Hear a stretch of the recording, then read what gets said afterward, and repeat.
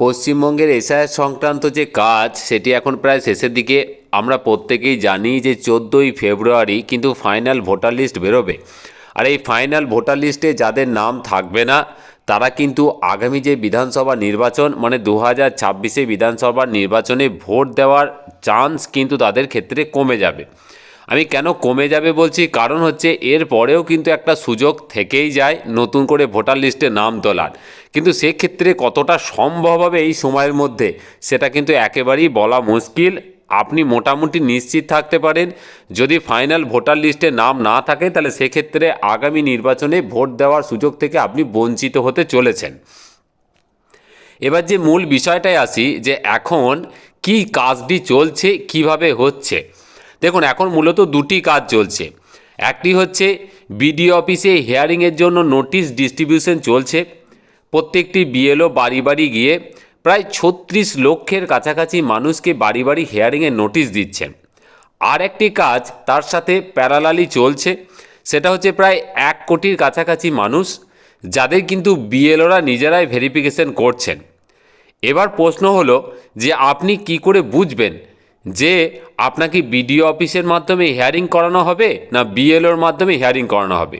দেখুন, আমি পরিষ্কার করে বুঝিয়ে দিই আপনাদের বিষয়টা যে বিএলওর মাধ্যমে যে হিয়ারিংটা হচ্ছে মানে লজিক্যাল ডিসক্রিপেন্সিস যে ব্যাপারটা, সেটা হচ্ছে খুব মাইনর, মানে খুব ছোটোখাটো ভুল যদি থাকে তাহলে শুধুমাত্র সেখানে বিএলওর মাধ্যমে হিয়ারিংটা হচ্ছে। বিষয়টি কীরকম, মানে আপনি যখন এনুমারেশন ফর্মটা ফিল আপ করেছেন, আপনি 2002-এর তথ্য দিয়েছেন আপনার নিজের বা আপনার পরিবারের কারো, এবং সেখানে যদি দেখা যায় যে 2002-এর যে তথ্যটা দিয়েছেন তার সাথে 2025-এর যে তথ্য বা কারেন্ট যে তথ্য, সেই তথ্যের যদি কোনো রকম মিসম্যাচ হয়ে থাকে, মানে ধরুন নামের বানান হয়তো ভুল বা হয়তো মিডিল নেম নেই, এরকম ছোটোখাটো ভুল যদি হয়ে থাকে তাহলে সেক্ষেত্রে কিন্তু বিএলওর মাধ্যমে একটা হিয়ারিং হচ্ছে। বিএলও আপনাকে বলবে কতগুলি ডকুমেন্টসের মধ্যে থেকে একটি ডকুমেন্টস দিতে, উনি স্ক্যান করে আপলোড করবেন, আপনার কিন্তু হিয়ারিং প্রসেস কমপ্লিট। এই সংখ্যাটা অনেক বেশি, প্রায় 1 কোটির কাছাকাছি ভোটারের কিন্তু এইভাবে হচ্ছে। এটি মূলত দেখা গেছে যে নতুন ভোটার বা বিশেষত যাদের বয়স এই 40-এর মধ্যে, মানে যারা 2002 সালে ভোটার লিস্টে যাদের নাম ছিল না, মানে 18 বছর হয়নি, তো 40-এর কাছাকাছি বয়স্ক যারা আছেন তাদের ক্ষেত্রে কিন্তু আমরা দেখতে পাচ্ছি যে এই ধরনের হিয়ারিংটা বেশি হচ্ছে। আর একটা জিনিস যেটা হচ্ছে সেটা হচ্ছে বিএলওরা বাড়ি বাড়ি নোটিশ মানে কাগজ দিচ্ছেন। সেখানে কি করছেন না, নোটিশটা দেওয়ার পর একটা ছবি তুলে বিএলওরা আপলোড করছেন যে আপনাকে নোটিশটা দেওয়া হলো। তারপর ওই নোটিশ বা কাগজে আমি আগের ভিডিওতে বলেছি একটা ডেট লেখা থাকছে, একটা জায়গা লেখা থাকছে, ভেন্যু, যেখানে গিয়ে আপনাকে কিন্তু হাজির হতে হবে। এবং সেখানেও কিন্তু ওই যে ডকুমেন্টসগুলো আছে তার মধ্যে থেকে একটা ডকুমেন্টস আপনাকে দেখাতে হবে এবং সেই ডকুমেন্টসটা দেখিয়ে আপনাকে প্রমাণ করতে হবে যে আপনি 2002 সালে যে নাম দেখাতে পারেননি তার পেছনে কারণ কী ছিল, আপনি এখানকার নাগরিক, এখানকার ভোটার অধিকার প্রয়োগ করে থাকেন। এবার বিষয়টা তাহলে পরিষ্কার হলো। তাহলে যাদের বিডিও অফিসে হিয়ারিং হচ্ছে মানে সেই 36 লক্ষ কিন্তু মেজর একটা বড় রকম সমস্যা আছে। বিশেষত 2002-এর যে তথ্যটা দিয়েছেন সেখানে মা, বাবা, দাদু, ঠাকুমার বাইরেও অনেকে উল্টো পাল্টা অনেক সম্পর্কে তথ্য দিয়েছেন, বা 2002-এর কারো তথ্য দিতে পারেননি, তাদেরই ক্ষেত্রে কেবলমাত্র কিন্তু ওই বিডিও অফিসে বা এসডিও অফিসে বা কোনো কলেজে কিন্তু হিয়ারিংটা হচ্ছে। এবার প্রশ্ন হলো যে আপনি কিভাবে বুঝবেন যে আপনার হিয়ারিং কোথায় হবে। দেখুন, পরিষ্কার বলছি, আপনি যখন এনুমারেশন ফর্ম ফিল আপ করেছেন সেখানে যে তথ্যটা দিয়েছেন আপনি নিজেও জানেন। আপনি ধরুন আপনার বাবার বা আপনার নিজের তথ্য দিয়েছেন এবং সেখানে যদি দেখেন যে 2002-এর দেওয়া তথ্যের সাথে 2025-এর তথ্যের পার্থক্য খুব অল্প এবং ছোটোখাটো ভুল আছে, তাহলে আপনি নিশ্চিন্ত থাকুন, আপনার বিএলওর কাছেই হিয়ারিং হবে, আপনি বিএলওর সাথে যোগাযোগ করুন। আর বিডিও অফিসে হিয়ারিং হবে কিনা আপনাকে ভাববার কিছু নেই, আর আপনি বুঝতেও পারবেন 2002-এর যদি কারো সঠিক তথ্য না দিতে পারেন, আপনি নিজেও জানেন আপনার বাবা, মা, দাদু, ঠাকুমার বাইরে যদি কারো তথ্য দিয়ে থাকেন, মা শেষের দিকে যদিও নির্বাচন কমিশন বলেছিল যে মামার বাড়ির সম্পর্কের লোকেরও হবে, তো মূলত বাবা, মা, দাদু, ঠাকুমার বাইরে যদি কারো দিয়ে থাকেন বা নিজের পরিবারের নয় সেরকম একটা লোকের কারো দিয়েছেন বা আপনি হয়তো সঠিক তথ্য দিতে পারেননি, তাদের ক্ষেত্রে কিন্তু বিডিও অফিসে হিয়ারিং হওয়ার জোর সম্ভাবনা আছে। সেক্ষেত্রে চিন্তিত হওয়ার কিছু নেই, বিএলওর সাথে যোগাযোগ করুন, উনি আপনাকে নোটিশ দিয়ে দেবেন। নোটিশ কিন্তু চলে এসছে, 27 তারিখ থেকে কিন্তু হিয়ারিং শুরু হবে।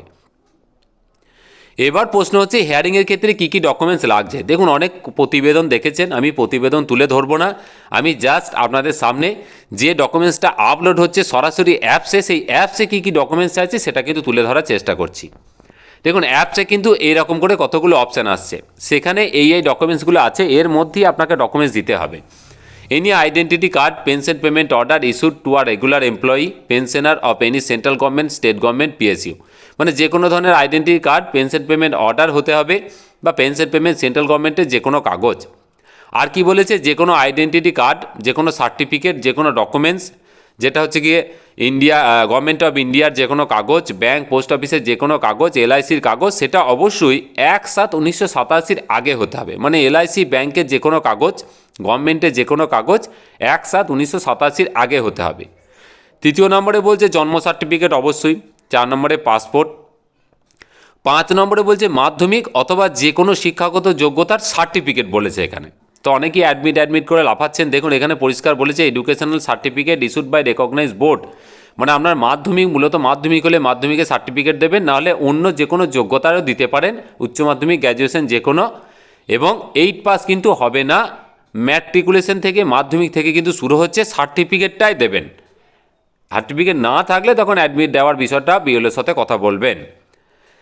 এছাড়া পার্মানেন্ট রেসিডেন্ট যদি হয়ে থাকে তাহলে সেটা কিন্তু স্টেট অথরিটি, মানে রাজ্য লেভেল থেকে দেওয়া কোনো পার্মানেন্ট রেসিডেন্টের কাগজ কিন্তু আমরা লাগবে। ফরেস্ট রাইট সার্টিফিকেট, বনের যারা অধিকারের যে কাগজগুলো থাকে, বন্য অধিকারের কাগজ যেগুলো আছে ফরেস্টের, সেই কাগজ সার্টিফিকেট যাদের আছে, ওবিসি, এসসি, এসটি সার্টিফিকেট, কাস্টের যে কোনো সার্টিফিকেট আপনি দিতে পারেন। সেক্ষেত্রে ওবিসি নিয়ে গতকাল একটা হাইকোর্টে একটা মামলা হয়েছে, নির্বাচন কমিশনকে ক্লিয়ারেন্সের জন্য বলেছে, কারণ আমরা জানি যে 2010-এর পর যে ওবিসি সার্টিফিকেট ছিল সেগুলো নিয়ে একটা ঝামেলা চলছিল। তো দেখুন, খুব তাড়াতাড়ি হয়তো এই সংক্রান্ত বিষয় নির্বাচন কমিশন একটা বিজ্ঞপ্তি দেবে। ন্যাশনাল রেজিস্টার সিটিজেন, যেটা কেন্দ্র সরকারি কিছু কিছু জায়গায় হয়েছে, যেটা CAA যেটা বলছে। ফ্যামিলি রেজিস্টার যেটা আছে, যদি ফ্যামিলি রেজিস্টার কিছু থাকে।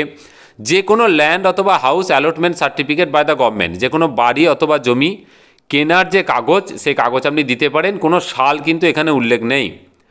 আধারের ক্ষেত্রে যে অর্ডারটা আছে, আমি আগেও বলেছি, আধার দিতে পারেন, কিন্তু তার সাথে তার আগের যে কোনো একটা ডকুমেন্টস কিন্তু দিতে হবে, আধার দিলেও।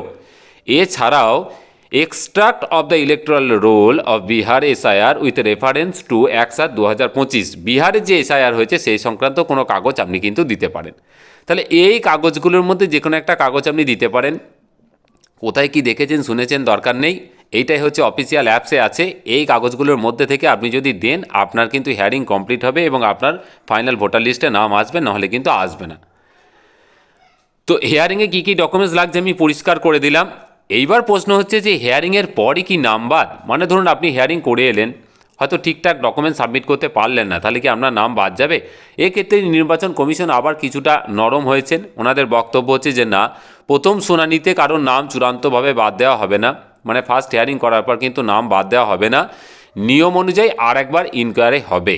ইনকোয়ারি হয়ে যাওয়ার পর তারপর আবার দ্বিতীয় নোটিশ পাঠানো হবে, মানে সেকেন্ড টাইম নোটিশ পাঠানো হবে। তখন আবার আপনাকে বলা হবে যে কোনো একটা কাগজ দিন, কিন্তু মনে রাখবেন ওই কাগজগুলোর মধ্যে থেকেই কিন্তু একটা দিতে হবে।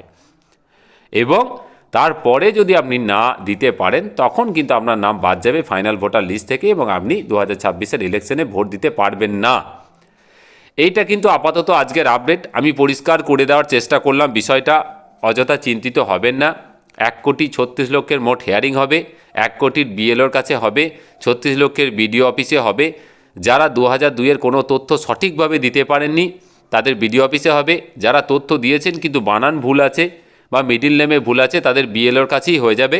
এই বিষয়গুলো আরও জানতে বিএলওর সাথে যোগাযোগ করুন। হিয়ারিংয়ে কী কী ডকুমেন্টস লাগবে আমি দেখিয়ে দিলাম। এই ডকুমেন্টসগুলোর মধ্যে থেকে একটা ডকুমেন্টস আপনি অবশ্যই দেবেন, এর বাইরে কিছু দিতে যাবেন না। বিএলওর সাথে অবশ্যই কথা বলে নেবেন। আর হিয়ারিংয়ের পরও কিন্তু একটা সুযোগ পাবেন, অযথা চিন্তিত হওয়ার কিছু নেই। সেই সময় আর একবার চেষ্টা করবেন আপনার নামটাকে বজায় রাখার। খুব ভালো থাকবেন। এই ছিল আজকের আপডেট। যদি ভালো লাগে অবশ্যই ভিডিওটিকে বেশি করে শেয়ার করুন, মানুষের কাছে পৌঁছে দিন। মানুষ যাতে ভালো করে বিষয়গুলো জানতে পারে, বুঝতে পারে, তাদের চিন্তামুক্ত করাই হচ্ছে আমাদের উদ্দেশ্য। আর নির্ভরযোগ্য তথ্য তুলে ধরাই হচ্ছে আমার উদ্দেশ্য। খুব ভালো থাকবেন। যদি ভালো লাগে আবারও বলছি চ্যানেলটিকে সাবস্ক্রাইব করবেন, ভিডিওগুলো বেশি করে শেয়ার করবেন। খুব ভালো থাকবেন। ধন্যবাদ।